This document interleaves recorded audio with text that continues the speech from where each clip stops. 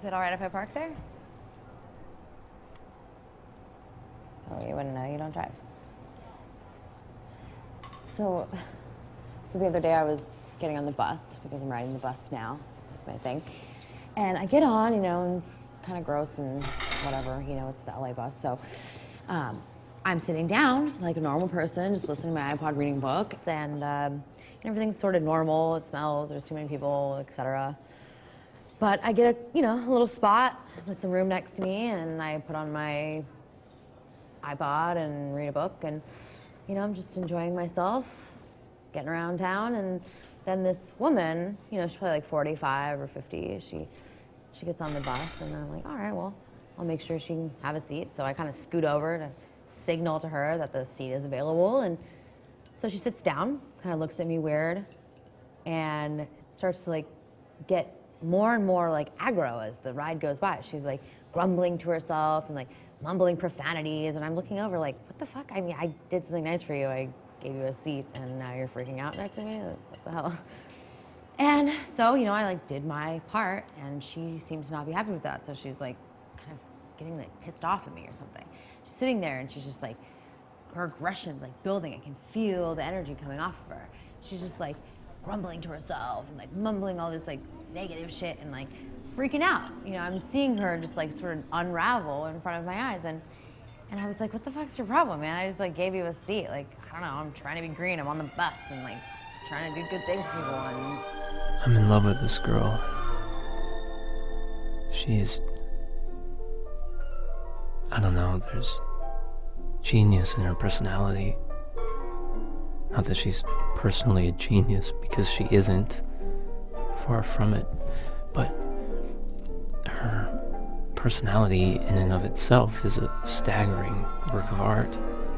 It's canny, surprising, wholly unself-conscious. I don't think she overhears herself like I do. Everything that comes out of her is from some black hole out there. It's like it's gushing from a crack in the universe. Okay, Finnegan's Wake was written through a literary process known as stream of consciousness. That is her whole life. It's like if Joyce grew up in West Hollywood, California, never took an interest in books, and became an avid Twitterer. He'd still be Joyce. That's her. Like those spectacular photographs of deep, deep space taken from the Hubble telescope.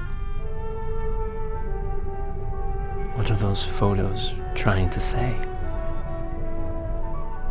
They're not trying to say anything, yet they say everything.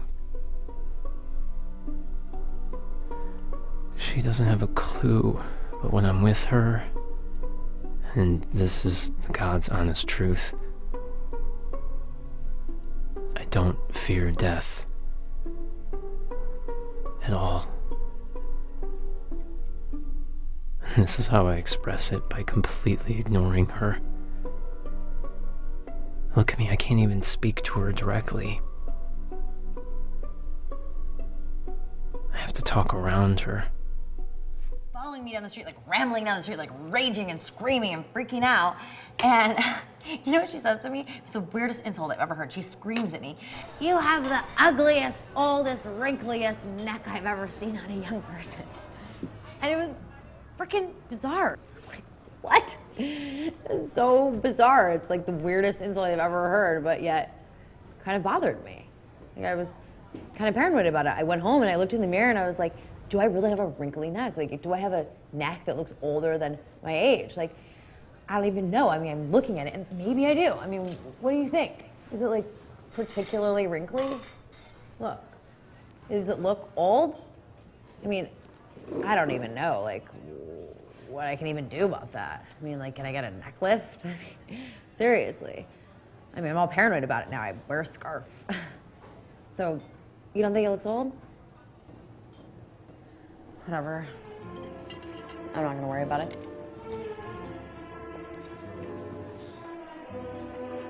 writer is afflicted with an unfortunate amount of alliteration.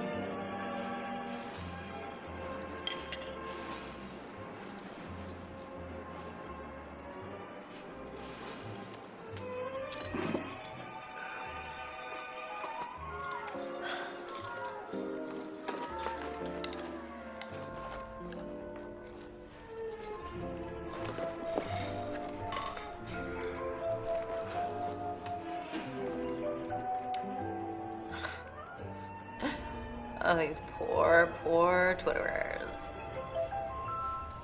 Vegetable tempura.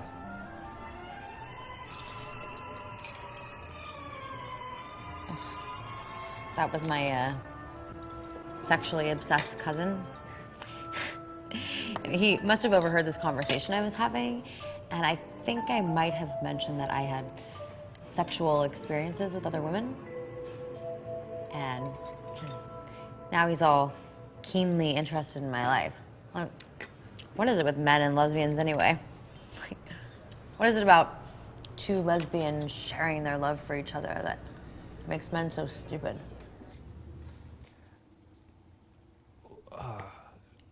Well, how old is he?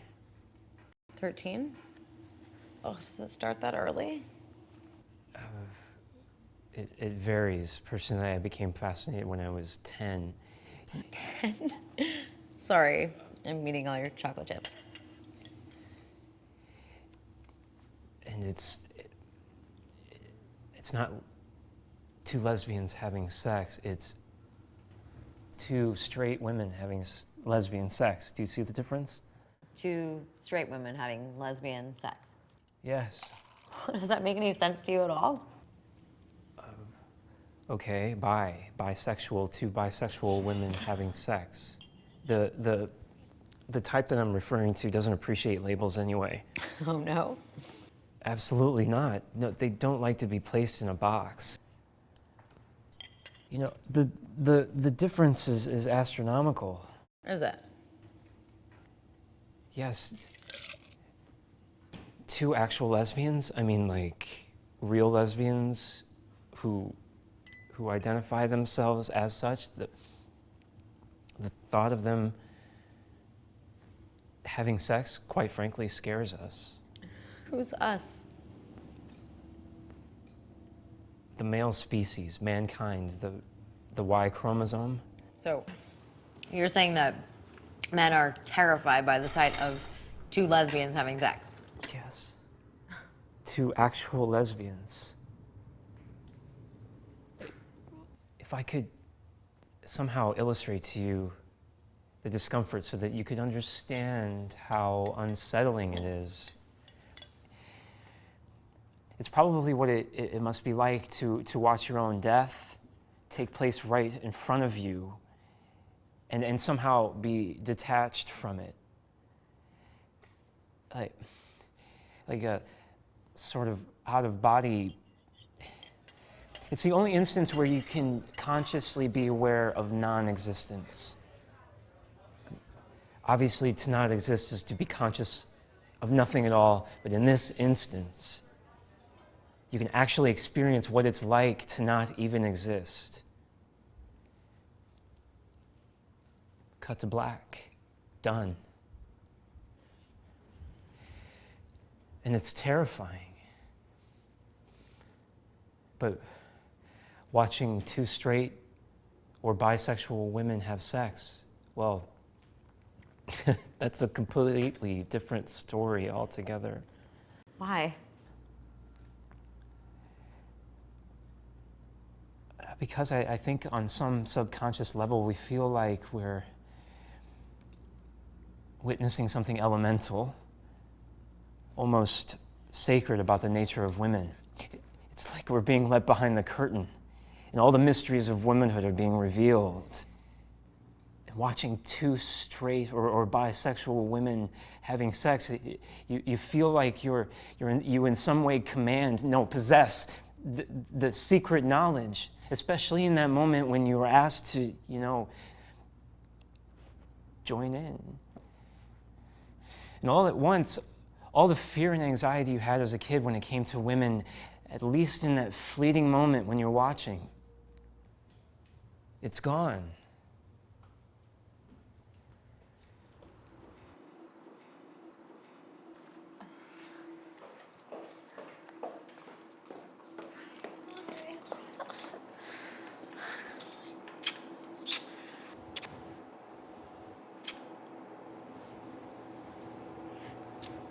This is who I wanted you to meet.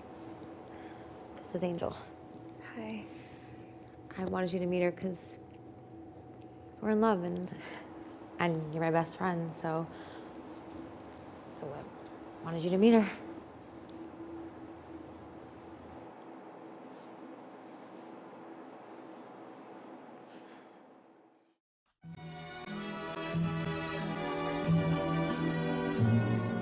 We'll meet again.